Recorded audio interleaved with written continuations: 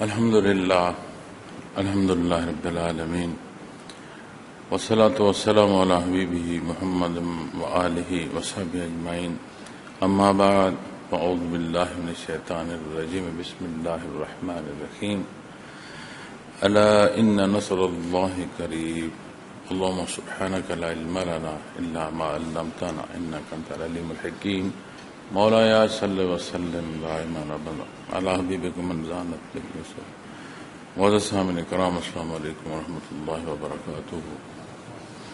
ارشاد باری تعالیٰ ہے، خوب سن لو یقیناً اللہ کی مدد قریب۔ گزشتہ بیان میں اس آیا کریمہ پر گزارشات پیش کی تھی اور وقت بھی پورا ہو گیا اور اس حصے کی جو تفصیل عرض کرنے کا موقع بھی کم ملا، لیکن جو دوسری بات جس وجہ سے اس آیا کریمہ کا آخری حصہ دوبارہ آپ کے سامنے پیش کر رہا ہوں، اس کا سبب یہ ہے کہ اگلی آیا کریمہ جو ہے اس پر خواہش ہے کہ متصل یا مسلسل بیان ہو۔ اس میں معیشت کے حوالے سے ارشاد فرمایا گیا ہے، تو آج کے بیان اور اگلے بیانات میں جب وقفہ آئے گا تو تسلسل بھی ٹوٹے گا اور مقصد صرف وقت گزارنا یا بیان کرنا نہیں ہوتا۔ بنیادی طور پر جو بیان ہے اس سے مقصود تربیت ہے، اور تربیت کے دو پہلو۔ کسی بزرگ کے پاس کو بچہ لے جایا گیا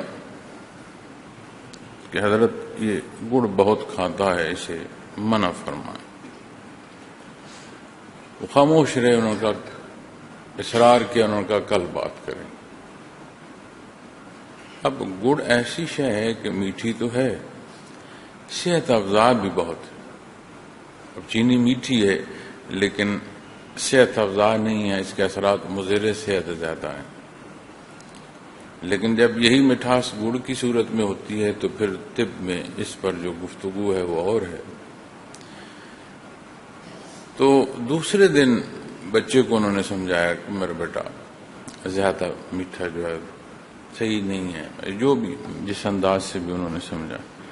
تو عرض کی حضرت یہی بات آپ نے کل نہیں فرمائی۔ تو وہ فرمانے لگے، ایک گڑ کا ٹکڑا جو ہے وہ میرے منہ میں تھا، اب میں منہ میں گڑ رکھ کے تو بچے کو گڑ سے منع کیسے کروں؟ تو جو تربیت ہے اس سے مراد دو طرفہ بات ہوتی ہے۔ اس سے مراد یہ نہیں ہوتی کہ جہاں یا جو تربیت کر رہا ہے وہ مبرہ ہے۔ تو جب کلام ذاتی سے جو فرمان ہے اس کے تحت جب گزارشات پیش کی جا رہی ہوتی ہیں تو تربیت دو پہلو سے۔ اس آیا کریمہ میں آخری حصے میں جہاں یہ ارشاد فرمایا گیا نا، الا ان نصر اللہ قریب، خوب سن لو یقیناً اللہ کی مدد قریب۔ اس آیا کریمہ کے پہلے حصے میں سختیاں بیان فرمائی گئیں اور اس سے پیشتر جو حصہ ہے وہ بخشش کے حوالے سے ہے۔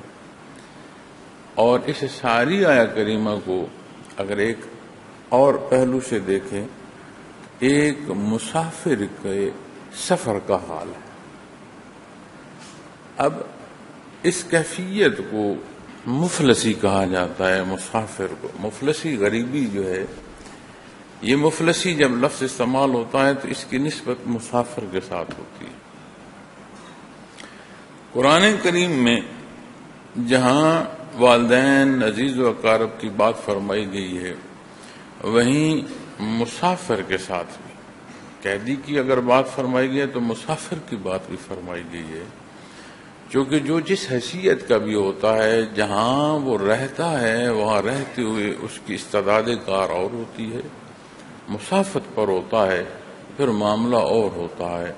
ضروری نہیں ہے کہ زیادہ راہ اس کے کام آئے، کبھی کبھی زیادہ راہ یا کوئی ایسا نقص پیدا ہوتا ہے کہ وہ محتاج ہو جاتا ہے۔ اور اس آیا کریمہ میں جنت اور بخشش کا جو ارشاد فرمایا گیا ہے، اور اس کے راستے میں جو مسافت طے کرتا ہے مسافر، اور جس زندگی کے زیر و بم سے گزرتا ہے تو ایک تقویت بھی نصیب ہوتی ہے کہ اس راہ کے مسافر نے راستے کے پیچ و خم سے گزرنا ہے۔ لیکن جو یہ فرمان ہے کہ الا ان نصر اللہ قریب، یہ بالعموم ارشاد ہے، اس آیہ کریمہ کے ساتھ بالخصوص ارشاد فرمایا گیا ہے، لیکن اللہ کریم کی ذات سے کوئی شے بعید نہیں ہے، ہر شے اس کے دستے قدرت میں ہے، اور ہر شے اس کے حکم سے ہے، اور ہر شے اس کی پیدا کی گئی ہے، ہر شے اس کی مخلوق ہے۔ اگر صحت اس کی پیدا فرمائی گئی ہے تو پھر بیماری کو بھی اسی نے پیدا فرمایا۔ خوراک میں اگر کوئی خوراک زہر کی صورت رکھتی ہے اور کوئی شے شفا کی صورت رکھتی ہے تو زہر کا زہر ہونا یا کسی شفا کی دوا جو ہے اس میں شفا ہونا، سارے اللہ کریم کے فیصلے ہیں، اس کی تخلیق ہے۔ اس سارے راستے میں جسے مخاطب فرمایا جا رہا ہے وہ مسافر ہے، سفر کے حالات بیان فرمائے جا رہے ہیں۔ اب یہ جو فرمان ہے کہ اللہ کریم کی مدد جو ہے قریب ہے، یہ ایک ایسی کیفیت ہے کہ انتہائی سخت اور کٹھن حالات میں بھی اللہ کریم کی ذات پر جو توکل ہے وہ بندے کو قائم رکھتا ہے۔ بندہ اپنی بات اپنے حصے کی جو جد و جہد ہے اس پر قائم رہتا ہے۔ معاملات دنیا میں وقت بھی تھوڑا ہے فرصت کے اعتبار سے، تو ہمارے حوصلے بھی بڑے تھوڑے ہیں۔ قرآن کریم ہی مختلف آیات کریمہ میں ارشاد فرماتا ہے، متعدد جگہ پر ارشاد فرمایا گیا ہے کہ ذرا کچھ سختی آئے یا تکلیف آئے تو گھبرا اٹھتے ہیں، اور جہاں کہیں سہولت آئے تو وہاں یہ سمجھا جاتا ہے کہ یہ تو میرا حق ہے، اسی لائق ہوں میں۔ معزز سامعین کرام، اس فرمان کے حصول میں بنیاد ایک رشتہ ہے، مخلوق ساری ہے، کوئی مانے اور کوئی نہ مانے، یہ وقتی اور لمحاتی باتیں ہیں، آخر ہر ایک نے ماننا ہے، اور اس ماننے اور اس اقرار میں ظاہر اور باطن کا کوئی فرق نہیں رہے گا، چونکہ کوئی کسر باقی نہیں رہے گی۔ لیکن تب کا ماننا قرآن کریم بیان فرماتا ہے کام نہیں آئے گا۔ جب ماننے کا وقت تھا، یعنی جب سجدے کا وقت تھا تو سجدہ نہیں کیا، تو قیامت کے دن جب اللہ کے حضور مخلوق سجود ہوگی تو کافر سجدے سے روک دیا جائے گا، آج سجدہ کرتے۔ جب سجدے کے لیے بلایا جاتا تھا تب تم تکبر کرتے تھے، سجدے سے انکار کرتے۔ بہت سارا موقع یا وقت معمولات زندگی میں ایسا بھی گزرتا ہے جس میں مصائب دنیا کے حوالے سے احباب سے گفتگو ہوتی ہے، بہت کچھ سمجھنے کا بھی موقع ملتا ہے، اور زندگی کی ان راہوں سے گزرتے ہوئے انسان اپنا تجربہ جو ہے وہ بھی دوسرے کے ساتھ شیئر کرتا ہے، اسے اس کی معاونت کے لیے اپنی رائے پیش کرتا ہے۔ ایک کیفیت اور ایک حال کہ جیسے بندہ جس کے ساتھ کوئی قوت نہ ہو، مثلا مثال دیتا ہوں، ایک معصوم بچے کو دیکھ لیں، چھوٹی عمر کے بچے کو دیکھ لیں، اسے باہر نکالنے میں خوف محسوس کرتا ہے، کوئی اجنبی آ جائے وہ خوف محسوس کرتا ہے، لیکن اسی بچے نے جب اپنے باپ کی انگلی تھامی ہوتی ہے، اسے ڈرانے کی کوشش کرو تو آگے سے لڑتا ہے، اتنا وہ اس وقت حوصلے میں ہوتا ہے، چونکہ اسے اپنے باپ کی صورت میں ایک مددگار، محافظ محسوس ہوتا. اب جب ہم اپنی زندگیوں، اپنے حالات، اپنے مصائب کو دیکھتے ہیں تو سب کچھ ہونے کے باوجود ہم اکیلا محسوس کرتے ہیں، ہم غیر محفوظ محسوس کرتے ہیں. اللہ جل شانہ ارشاد فرما رہے ہیں الا ان نصر اللہ قریب. ہم غیر محفوظ محسوس کر رہے ہیں. تو وہ جو بنیاد ہے رشتہ ایمان کا، اللہ کریم قادر مطلق ہے، ہر شے اس کی پاکی بیان کرتی ہے، ہر شے اس کی قدرت میں ہے. گرد و پیش کی مخلوق تو کجا وجود انسانی میں ہمہ وقت موت و حیات کی ایک صورت رہتی ہے. ہم تو کہتے ہیں نا کہ یہ مردہ سکن ہے، اتر رہی ہے، لیکن غور فرمائیں تو جہاں کوئی زخم آیا یا جہاں کوئی سختی ہوئی، رگڑ پڑی، وہاں سے جو یہ آپ کے وجود کیسا اترا، اس کے ساتھ نیچے ایک نیا پیدا ہو رہا ہے.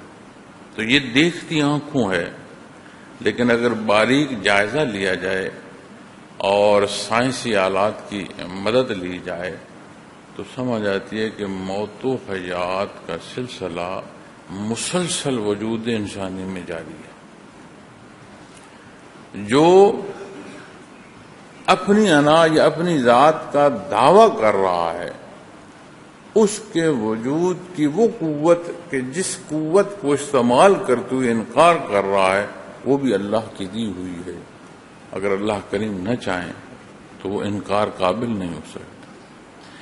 جس دل کی دھڑکن وجود کو حیات اور جس قلب میں نور ایمان کی استطاعت اللہ نے عطا فرمائی ہے، عین اس جگہ کوئی انکار کر رہا ہے تو ایسا نہیں ہے کہ اس کے دست قدرت سے بعید ہے، تحت ہے. اس دل کی دھڑکن اور اس نیا خانے میں جو ربط روح کو قلب کی صورت میں رب کائنات نے وجود سے بخشا ہے، سارا کچھ اس کے حکم سے ہے. ایک کیفیت اور ایک حال، جو ماننا ہے، جو چاہنا ہے، جو اقرار ہے یا کسی شے کا انکار، یہ سارا وہ اختیار کرنا جو اللہ کریم نے پسند فرمایا ہے، اور وہ کیفیت اور حال اور وہ عقائد جو ایمانیات ہیں، اللہ کریم نے یہ بندے کو اختیار دیا. یہاں سے رب کائنات نے وہ اختیار جو ہر شے پر اس کا ہے، اس نے ودیت کیا ہے انسان کو جو امتحان گاہ میں. اس امتحان گاہ میں تربیت فرمائی گئی ہے نہ صرف عقائد کے حوالے سے. قرآن کریم بے شمار جگہ ارشاد فرماتا ہے جہاں ایمان کا وہاں عمل الصالحات کا. یہ اصلاح نصیب ہوتی ہے عبادت سے، اور عبادات سے جو اصلاح نصیب ہوتی ہے اس کا اثر معاملات تک جاتا ہے. اور معاملات کی بھی جہاں نشاندہی فرمائی گئی ہے، اصول و ضوابط ارشاد فرمائے گئے ہیں، وہاں عملی صورت میں تربیت بھی اللہ کریم نے مخلوق کو عطا فرمائی. لَقَدْ كَانَ لَكُمْ فِي رَسُولِ اللَّهِ أُسْوَةٌ حَسَنَةٌ. آپ صلی اللہ علیہ وسلم کی حیات مبارکہ بہترین نمونہ حیات ہے. اب وہ ابتدا جو نور ایمان کی ہے، اور پھر اس راہ کا مسافر ہونا، پھر اس آیہ کریمہ کی سمجھ آتی ہے کہ الا ان نصر اللہ قریب. اس کا مطلب کیا ہے؟ وہ قوت جو ایک کمزور اور نحیف بچہ اپنے والد کے ہاتھ میں ہاتھ دے کے محسوس کرتا ہے، تو اسے نہیں معلوم کہ میرا والد بھی محتاج ہے، یہ بھی ضعیف اور کمزور ہے، ہاں اسے یہ بات تب معلوم ہوگی جب وہ اس کی جوتیوں میں پاؤں رکھ کر کھڑا ہوگا، پھر اسے سمجھ آئے گی کہ یہ یہاں آ کر کیا کیا مسائل اور کیا مجبوریاں اور کیا حالات ہوتے ہیں۔ لیکن جو تقویت ایمانی صورت میں بندے مومن کو نصیب ہوتی ہے، معزز خواتین و حضرات، پھر وہ اسے مستقل مزاج بھی کرتی ہے اور اسے صبر اور حوصلہ بھی عطا فرماتی ہے۔ کم حوصلہ پیدا فرمایا گیا انسان، قرآن کریم بیان فرماتا۔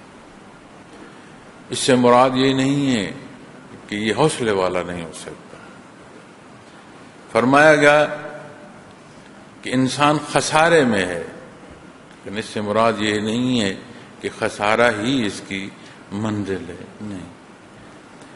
وہ اسلوب، وہ اصول، وہ راہ جو ان کمزوریوں سے بچاتی ہے اور کامیابی کی راہ پر نہ صرف لا کھڑا کرتی ہے بلکہ کامیابی سے ہمکنار کرنے کا واحد راستہ ہے، اس کی تعلیم قرآن فرماتا ہے۔ نبی کریم صلی اللہ علیہ وسلم کا یہ فریضہ نبوت ہے کہ مخلوق کو اللہ کریم کے حکم سے آشنا فرمایا جائے۔ اب جب ہم ان سارے حالات کا جائزہ لیتے ہیں تو جو دکھ ہے یا جو تکلیف ہے، جانتے ہیں وہ کیا ہے؟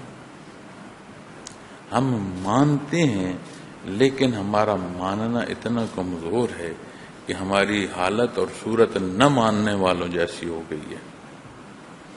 آپ دنیا کے معاملات میں جہاں جا رہے ہیں، جو لین دین کر رہے ہیں، جو فیصلے کر رہے ہیں، جو سوچ رہے ہیں اور سوچ پر عمل پیرا ہونے کے لیے جو قدم اٹھا رہے ہیں، غور فرمائیے۔ ہم انحصار مخلوق پر کر رہے ہیں، ہمارا انحصار خالق کی طرف نہ ہونے کے برابر ہوتا ہے، گفتگو تک ہوتا ہے۔ حضرت رحمۃ اللہ تعالی علیہ بیان میں بھی یہ کئی دفعہ فرمایا کرتے تھے کہ اگر کسی کام سے کوئی آئے اور اسے کہا جائے کہ دعا کریں گے اللہ کریم مہربانی فرمائے یہ کام ہے، تو وہ کہتے ہیں انہوں نے کرنے جو نہیں تھا۔ اور اگر اس کے سامنے کسی کو سفارش کر دی جائے بھلے کام نہ ہو، دیکھو جی انہوں نے تو پورا زور لگا دیا نا، آگے کام نہیں۔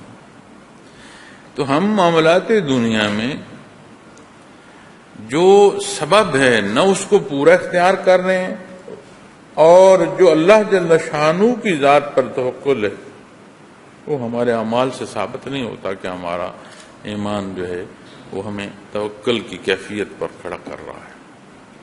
اب یہ کہہ دینا کہ بھی ایمان ہے یا جو سوچ رہا ہے یہ مجھے معلوم ہے، یہ درست نہیں ہے۔ یہ جو میں تجزیہ پیش کر رہا ہوں حالات کو دیکھ کر پیش کر رہا ہوں۔ اب اگر پسینہ آئے تو اس پسینے سے آپ موسم کا اندازہ لگا سکتے ہیں، آپ کو اندازہ ہو جاتا ہے کہ اس کے پیچھے حدت ہے، اور معاشرے کی صورت اور حالت کو دیکھ کر کیا یہ نہیں سمجھ آتی کہ اس کے پیچھے کتنا پختہ ایمان ہے جو ہماری یہ حالت ہے؟ تو میں کسی کی ذات یا کسی کی ایمان کا تجزیہ نہیں کر رہا، یہ اللہ کریم جانتا ہے، غفور الرحیم ہے، ہم کمزور ہیں، اور اللہ کریم استقامت دے، کمزوریوں کی معافی دے، ہدایت عطا فرمائے، اپنی حفاظت عطا فرمائے۔ لیکن دنیا یہ عالم آب و گل اسباب سے ہے، اور اسباب کل نہیں ہے۔ اسباب اختیار کرنا دینی تعلیم ہے، سنت ہے، لیکن پھر بات توکل کی آتی ہے کہ اللہ کریم کی ذات پر جو ہے وہ بھروسہ کیا جائے۔ ایک بچے کا بھروسہ والد کے ساتھ اسے دنیا کے مقابل کھڑا کر دیتا ہے، تو بندے مومن کا اتنا بھروسہ اپنے اللہ پر نہیں ہے کہ وہ جگہ جگہ ڈگمگا رہا ہے۔ نقطہ یہ عرض کرنا چاہ رہا ہوں۔ اب جب دینی حکم کو دیکھا جائے تو سبب چھوڑ دیا جائے۔ کون ہے جس کی دعا نبی کریم صلی اللہ علیہ وسلم کی دعا سے بڑھ کر ہو سکتی ہو؟ نعوذ باللہ۔ آپ صلی اللہ علیہ وسلم مدینہ منورہ میں دعا فرما سکتے تھے، آپ نے عرش بدر میں دعا مانگی، اتنی مانگی، اتنی دعا مانگی، اتنے اللہ کریم کے حضور گڑ گڑائے آپ صلی اللہ علیہ وسلم کہ حضرت ابو بکر صدیق رضی اللہ تعالیٰ عنہ نے جا کر سہارا دیا کہ یا رسول اللہ صلی اللہ علیہ وسلم بس فرمائیں، اللہ قبول فرمائیں گے، آپ بس کریں۔ اتنی درد بھری دعا مانگی، اتنی تڑپ سے دعا مانگی۔ کب مانگی؟ عریش بدر۔ عریش بدر وہ جگہ، وہ مقام جہاں غزوہ بدر میں آپ نے قیام فرمایا، وہ تنکوں سے بنی جھونپڑی جس میں وہ ہستی تشریف فرما ہے جسے رب کائنات نے مخلوق کے لیے باعث رحمت پیدا فرمایا۔ موجود وسائل، ہر پہلو کا سبب، موجود جو ہو سکتا تھا پورا فرمایا، اور پھر یہ نہیں اللہ کے حضور عرض کی کہ مسلمان فرمایا یا اللہ سارے کا سارا اسلام آپ کے ان مبارک الفاظ پر شرح میں دیکھیں تو سمجھ آتی ہے کہ حد الوسع جو ممکن کوشش ہے وہ ساری کوشش فرمائی گئی، اور جذبہ ایمانی ان ہستیوں کا جو آپ کے خدام ہیں انہیں یہ شرف نصیب ہوا کہ آپ نے فرمایا سارے کا سارا اسلام بار اللہ میں کارزار میں لے آئے، میدان کارزار میں لے آئے۔ کیسے بخت والے لوگ، ہستیاں رضوان علیہم اجمعین۔ تو پھر دعا ہے، لیکن پھر وہ یقین محکم جس میں وجود کی بقا بھی لازم نہیں ہے۔ ایسے تو صحابہ کرام رضوان اللہ علیہم اجمعین ٹوٹی سانسوں سے نہیں بآواز بلند فرما گئے کہ رب کعبہ کی قسم میں جیت گیا۔ یہ جو اللہ کی ذات پر ایمان اور بھروسہ ہے یہ بندے کو زندگی میں کھڑا کر دیتا ہے۔ تو اللہ کریم کی مدد قریب ہے۔ کبھی قرب الہی ہم نے محسوس کیا؟ خصوصاً سالکین سے عرض کرتا ہوں کہ کسی سے پوچھا جائے کہ اسباق بتاؤ تو کیا کہتا ہے؟ ابھی تو ثلاثہ ہیں، مراقبات ثلاثہ ہی ہیں، اس طرح کا انداز ہوتا ہے۔ اللہ کریم کی دست قدرت سے، اس کی ذات سے کوئی شے بعید نہیں ہے۔ مشت غبار تجھے اس نے ایمان بخشا، تجھے عبادت کی توفیق عطا فرمائی، تجھے قرب کے منازل عطا فرمائے۔ وَنَحْنُ أَقْرَبُ إِلَيْهِ مِنْ حَبْلِ الْوَرِيدِ۔ کبھی محسوس کیا؟ نہیں میں کہتا مشاہدات، نہیں کشف کی بات کر رہا، لیکن اس درجے کا احساس کہ وجود کا ذرہ ذرہ لرز جائے، اس کے لیے کسی کشف کی ضرورت نہیں ہے۔ تو جو لطائف یا مراقبات پر رہنمائی کی گئی ہے اس کی مطابقت دیکھیں تو آپ کو سمجھ آئے گی۔ ایک باپ کی معصوم کے ساتھ جو قوت ہے وہ تو اس شمار یا مثال میں آتی ہی نہیں جو دنیا سے لڑ جاتا ہے۔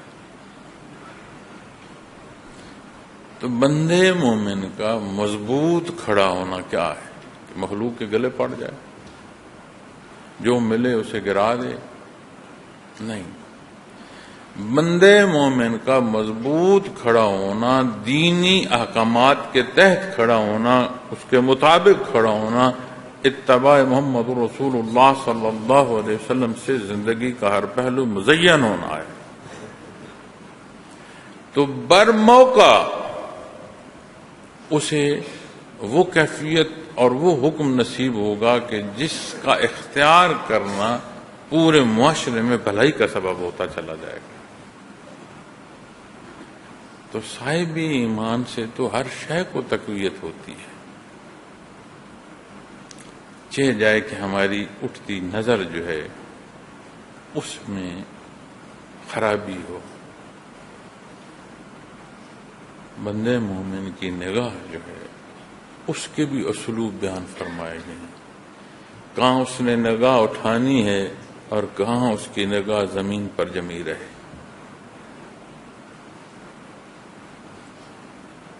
ایمان بنیاد ہے، مضبوط ایمان عبادت پر کھڑا کرتا ہے، پہنچا دیتا ہے. عبادات کی شرف قبولیت اعمال کی یقینی اصلاح فرماتی ہے، اعمال درست ہوتے چلے جاتے ہیں.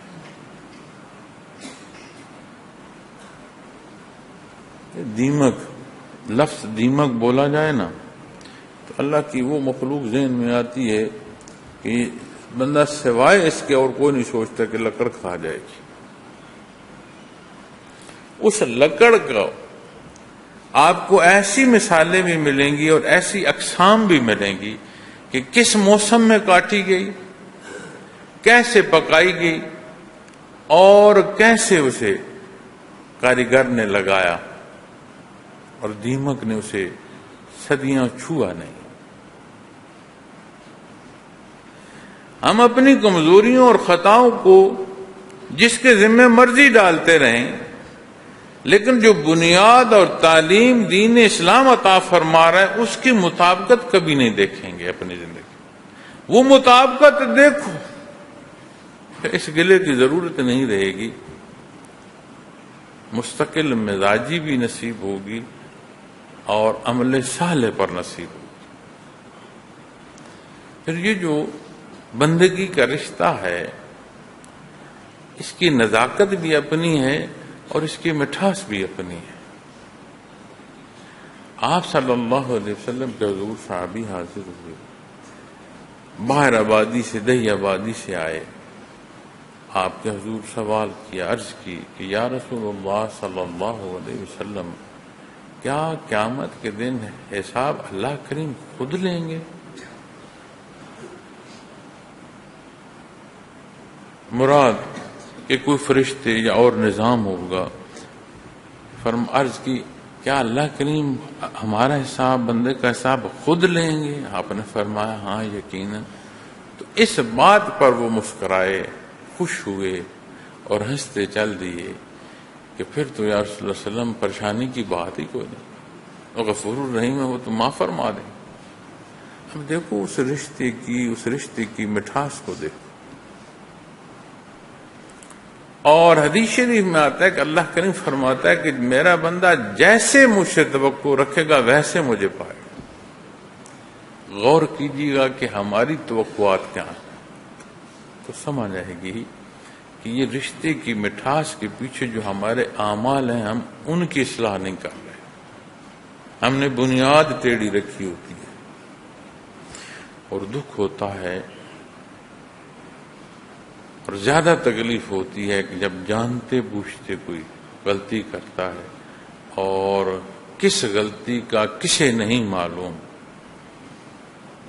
یہ سوال اگر ہم سب اپنے آپ سے کریں تو فقہی بحث باریکیاں اس کے لیے آپ کو عالم کی ضرورت ہوگی، مفتی صاحب کی ضرورت ہوگی. امور زندگی بالعموم جو ہیں کون ہے جو نہیں جانتا غلط کیا ہے اور صحیح کیا. تو جب یہ فرمایا جا رہا ہے نا کہ الا ان نصر اللہ قریب، اللہ کی جو مدد ہے، اس کی نصرت ہے، یہ بعید نہیں ہے، قریب. پھر اسی بات کو ایک سادہ اور مختصر انداز میں عرض کرتا ہوں. زندگی کی وسعت کو دیکھ لو. قرآن کریم جہاں زندگی کی طالب کو 1000 سال کی اس کی طلب پر فرماتا ہے، اگر 1000 سال بھی زندگی انہیں دے دی جائے تو یہ انہیں سزا سے نہیں بچا سکے گی، تو اس نے گزر جانا ہے. یہ وقتی اور لمحاتی باتیں ہیں، یہ گزر جائیں گی. تو جب زندگی ہی طویل نہیں ہے اس کے حضور جو پیش جا ہونا ہے وہ پھر دور ہے، یہ تو قریب۔ یہاں مدد بیان فرمایا گیا ہے، تو جب اللہ کی مدد جو بیان فرمائی گئی ہے اس کے لیے ضروری ہے کہ وہ اصول جو ایمانی ہیں انہیں اختیار کرتے ہوئے پھر اللہ کی ذات سے توکل ہو، اللہ کے حضور مدد کی بندہ گزارش اور دعا اور استدعا اور گڑ گڑائے اس کے حضور۔ تو جب یہ سمجھ آ جائے کہ اللہ کی مدد قریب ہے تو حال بدل جاتا ہے۔ اور اس سے اسی آیہ کریمہ کا جو پچھلا حصہ ہے جہاں یہ فرمایا گیا کہ فرمایا حتی یقول الرسول والذین آمنوا معه متی نصر اللہ، تو جب فرمایا نا متی نصر اللہ، اللہ کی مدد کہاں، تو اس سے مراد یہ نہیں ہے کہ کوئی وہم کی بات ہے یا بے اعتباری کی بات ہے، یہاں ایک کیفیت ایسی ہے اور اتنی شدت ہے کہ شدت کا انتظار ہے کہ اللہ کی مدد پہنچے، کیونکہ اس عمل کی جو نسبت ہے وہ اللہ کے رسول اور اللہ کے ایمان والے لوگوں کی طرف فرمائی گئی ہے۔ تو جہاں شہادت رسالت کی اور ایمان کی دی جا رہی ہے، اس سے مراد یہ نہیں ہے کہ وہ مشکوک کیفیت ہے، تو بے عملی مشکوک کرے گی، باعمل شک سے پاک ہوگا، اور وہ کیفیت اور رشتہ جو اپنے اللہ سے نصیب۔